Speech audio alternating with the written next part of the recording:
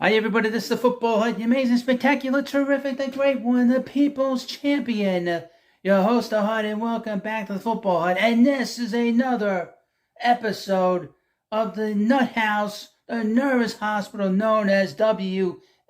They're coming to take me away, ha-ha. They're coming to take me away, ho-ho, hee-hee, ha-ha, to the funny part.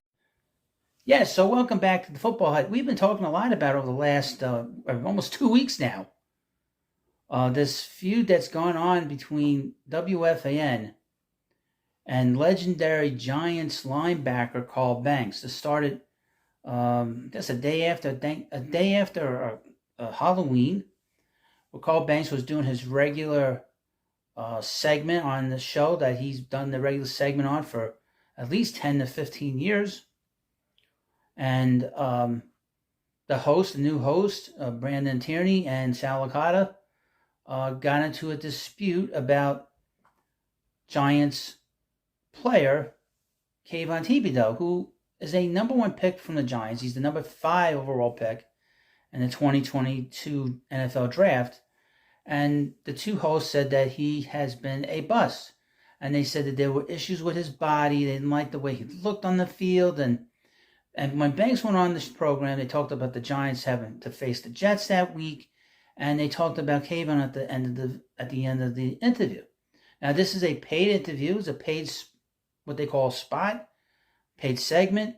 Carl Banks gets paid every week as part of his contract with WFAN because he also is a commentator with the Giants on their broadcast, and that game simulcast on WFAN here in New York, both on the 660 dial AM and on the 1050 FM dial here in New York. And I'm sure it's simulcast across the country as well. So they had this disagreement, and Banks said, look, I have data here saying that he is improving. I have numbers here. I have game film. And Licata in particular, who was very thin-skinned, doesn't like to be challenged, as well as Brandon Tierney. Now, Brandon Tierney and Banks are friends. They've said this about themselves since this feud began. But Licata doesn't know Banks. They just started doing this show together over the last few months. And it got very heated, and they started talking over each other. And Spaz, who I like to call Spaz, because he spazzes out about things, hung up on Carl. Well, Carl went to Twitter and complained about it, and it became this big brouhaha. Now, they tried to smooth it over. They tried to apologize, but that didn't really work because this past week, Carl Banks decided that he was going to leave the show. He was done with it. He didn't want to do it anymore. Fine. All's well and ends well, supposedly. So on Thursday, the Morning Screwball, Greg Giannotti, who's also half of the Boomer and Geo show, attacked Greg. Greg attacked Carl and said that his segments were boring. He also threw under the bus Joe Beningo and Evan Roberts, who used to have the show there in the morning, saying that they were bored with the segment. They didn't like the segment either. So he threw a lot of people under the bus during all this. I would mention about Greg Giannotti. He is one of the biggest gossip mongers on that radio station. He gossips about everybody and puts it out on the air. He will tell the audience that a lot of the guys and ladies that work at the fan, have big time gambling problems. You go on YouTube, you'll find videos of him making fun of these different personalities like Christopher Mad Dog Russo, John Jaskrimsky. He's done all these things over the years and has been one of the most catty talk show hosts that we have ever seen come down the pike. Well, this is important to remember because not only did he attacked Carl, but he attacked a writer who used to work for the Daily News, Gary Myers, who covered football. And he attacked him on the show, saying, well, he shouldn't have put it out there. This brought in Boomer the next day. You know Boomer Esiason, the Super Bowl loser of Super Bowl 23. His daddy, of course, is Joe Montana. Also, his daddy is Dan Marino. We won't get into that. I did a video on him on Saturday, and he attacked Carl Banks that Friday, saying that Carl should have been a man, and said that he felt disrespected from Spaz and Tierney. Okay. I wonder if Boomer felt disrespected when Joe Montana took his lunch and took his championship away. Super Bowl loser Boomer Esiason. Well, something interesting happened on X, Twitter, whatever you want to call it, where Greg Giannotti had a deranged meltdown. Now, he had a meltdown on Thursday, attacking everybody and being very angry. And here's the thing about Greg Giannotti. When he's not doing his impressions, he's a very angry individual. He's extremely angry. Scarily. So, I'm concerned for my own safety. But you never know when he might be doing something. I might hear down the street the Beningo voice. If I do, I better run and hide. That's what I got to do. So from awful announcing, this is what is described that happened on Twitter X on Friday night in the evening. Headline, Greg Giannotti escalates Carl Banks feud by bashing Gary Myers and Giants-themed book. Quote, stay classy. Quote, get a life slime ball. Okay. The feud between WFAN radio host Greg Giannotti. Now I have a question. Why is Greg inserting himself into this non-story that happened between these three people on the midday show? Why is he intersecting? Why is he getting in the middle of this? Is he so desperate for ratings too? Is he so insecure about the new success of his buddy Spaz that he has to interject himself? Is that what he's trying to do? Is he trying to take away his success? Seems like that to me. The feud, he probably thought that Spaz will never get ahead in life. That's probably what he's thinking.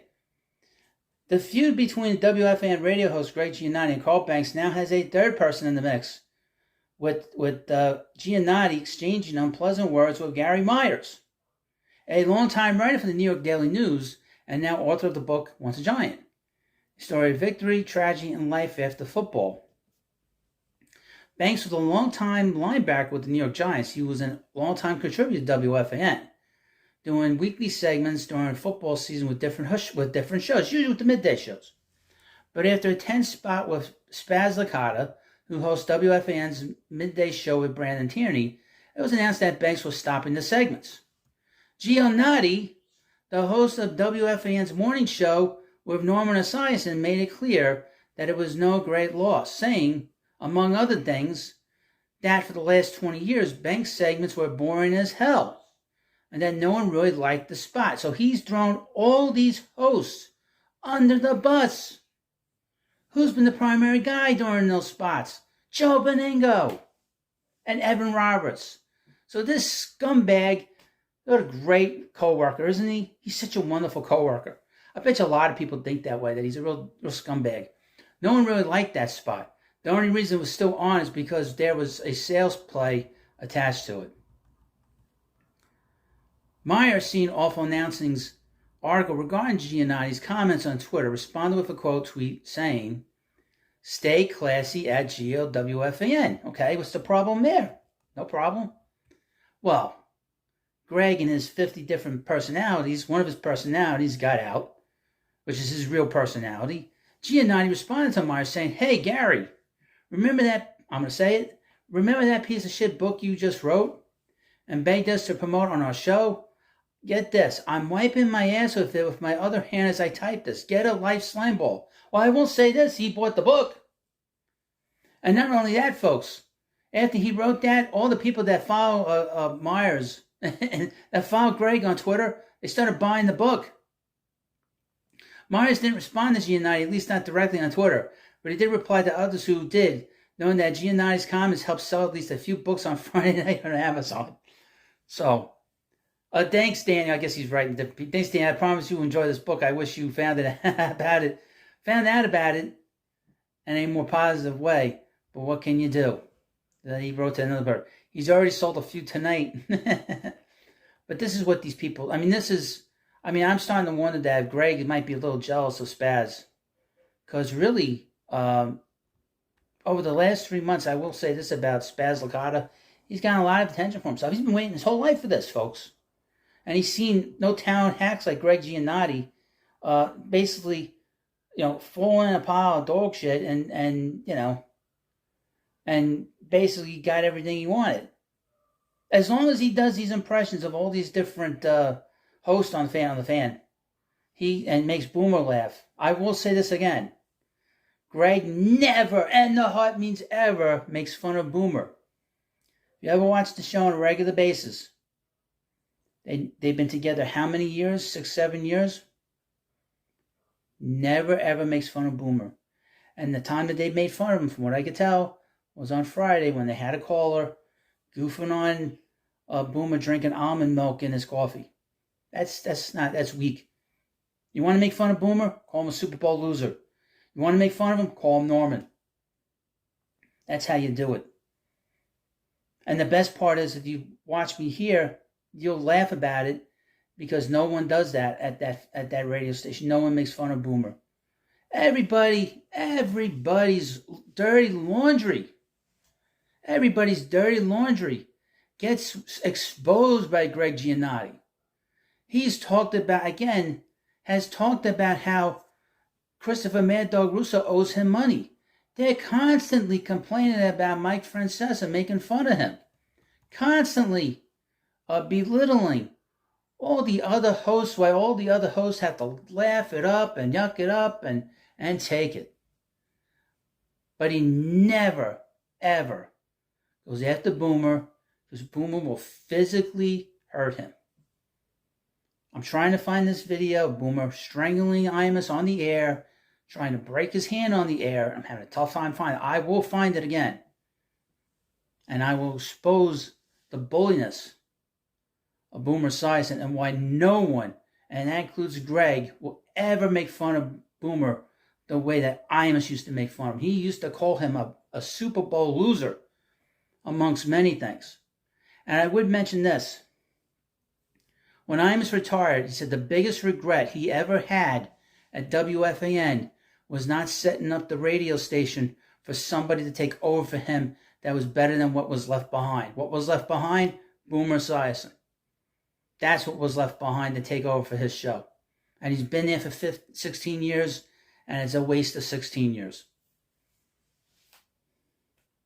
Well, you can take that any way you want to take it. But hopefully you like this video. Hopefully, I don't care if you judge me or not. I don't care. Just having a lot of fun talking about these screwballs at the nervous hospital known as WFAN. They're coming to take me away, ha-ha. They're coming to take me away, ho-ho, hee-hee, ha-ha, to the funny part. Soft if you're mentally ill or have anxiety.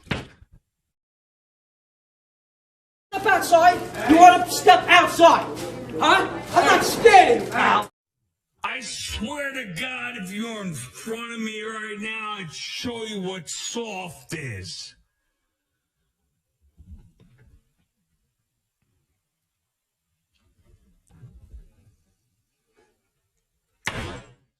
Step outside? You want to step outside? Huh? I'm not scared of you, pal.